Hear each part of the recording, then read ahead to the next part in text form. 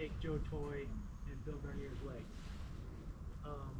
But the worst barrage, and I've seen this accounts of several different guys in the 506, not just Easy Company, not just 2nd Battalion, is the 9th and 10th of December.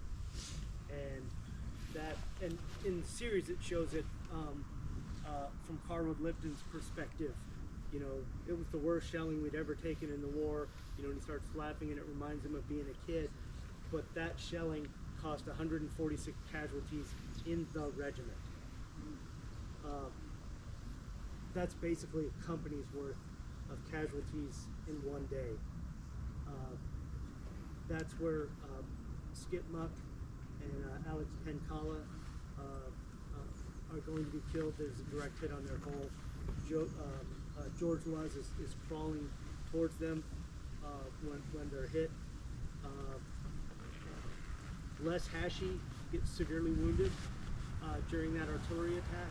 He's actually going to get through his arm, and his lung is going to be punctured. And you know, he gets kind of patched up, and they're like, "Hey Les, work your way to the rear." And so he's on foot with a punctured lung, and he says luckily he's able to get near the main road, and a Jeep that's carrying some wounded picks him up, and he's literally hanging on to the front bumper to get into Bastogne. And actually when he gets to the aid station, he sees Babe Heffron. And earlier in that day, because this barrage, you know, goes on all day, and the Germans know the guys are up in the Fazone woods, and that's where Babe gets his hand wounded, injured, and then so earlier in the day he's going to be called back. But that shelling is the absolute worst, and all of that is leading up to the attack on Foy, which happens on the 13th, the morning of the 13th. The 2nd Battalion, what's left of it, is now south of Foy. They're on the high ground. They have taken those woods. Foy's the little town right here at the intersection. Just on the other side of the road, there's another little tiny village called Racone. And so the 506 is now on the high ground overlooking both of those villages. We know the Germans are in Foy. We know they have armor, and we know we have to take Foy to continue to push north. Because in Noville, where it's our second to the last stop today, when the Germans attacked, so on the 19th, 20th, and 21st, there's a task force Desibry, which is under a guy named Major William Desibry. He's a 10th Armored. He's actually the commander of the 20th Armored Infantry Battalion. He's got a scratch force there defending Noville, and as the 2nd Battalion swings around here, the 1st Battalion is sends the 1st Battalion directly through Bastogne up to reinforce Desibry and his guys at Noville. And they're gonna, you can read about that fight, it's in a lot of Army official history, but the bottom line is Desibry force, the 1st Battalion commander, Jim Laprade, one of the guys who swam the Wilhelmina Canal, and his battalion got really torn up in the woods by the 88s. Well, he's killed when there's a direct hit on the command post. Desibry is severely wounded, and he'll be captured. He will survive, come back, and retire as I think a 3-star general.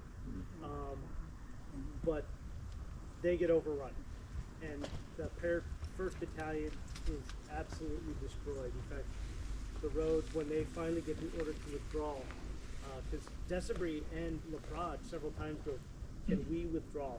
Can we pull back?" And McAuliffe's like, "No, that has to be held." So when they finally do go back, Sink is actually up there,